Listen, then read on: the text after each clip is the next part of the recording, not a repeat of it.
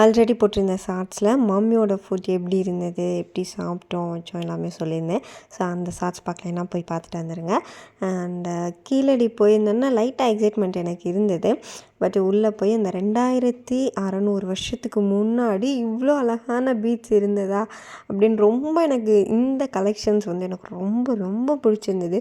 Machine எதுவுமே இருக்காது. So ஹேண்ட்மேடாக தான் அவங்க பண்ணியிருந்திருப்பாங்க. அப்படிங்கல இது எவ்வளோ அழகாக அந்த மைன்யூட் ஒர்க்கெல்லாம் ரொம்ப பிடிச்சிருந்தது எனக்கு.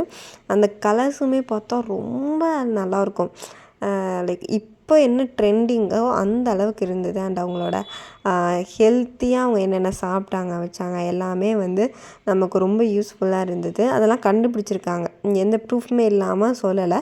ஸோ எல்லாமே ப்ரூஃபோடு வச்சு ஒவ்வொரு கட்டமாக ஒவ்வொரு இதுவாக அவங்க வந்து ஒவ்வொரு இதுவாக நோண்டி பார்த்து ஒவ்வொரு கட்ட அகழ்வாய் முதல் கட்டம், இரண்டாம் கட்டம், மூன்றாம் கட்டம் நடந்துகிட்ருக்கு. இப்போ நடந்துகிட்ருக்கிறது வந்து 10ஆம் கட்டம்.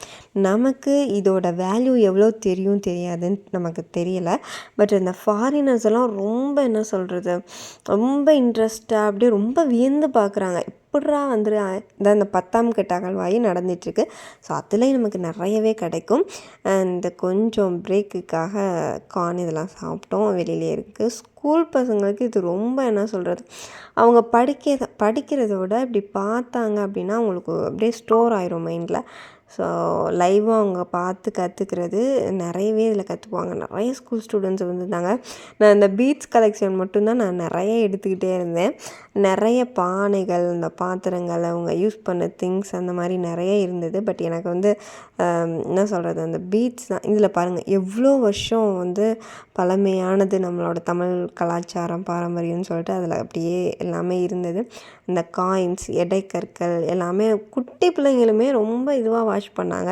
அங்கங்கே உள்ள எல்இடியில் வந்து அந்த இடத்துல என்ன வச்சுருக்காங்களோ அதை பற்றின வீடியோஸ் இருந்தது.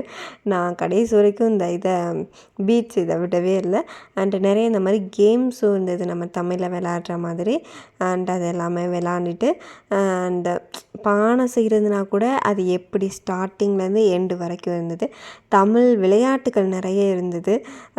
3D மிஷின் இந்த மாதிரி வச்சு பார்க்குறதுலையும் அந்த காலத்துக்கே போய் நம்ம பார்க்குற மாதிரி ரொம்ப பியூட்டிஃபுல்லாக ரொம்ப அழகாக இருந்தது. நிறைய கற்றுக்கிட்டோம் அந்த நாளில். அவ்வளோதான். ஸோ கண்டிப்பாக நீங்களும் கீழடி போய் நிறைய விஷயங்கள் தெரிஞ்சுக்கோங்க. தேங்க்ஸ் ஃபார் வாட்சிங்.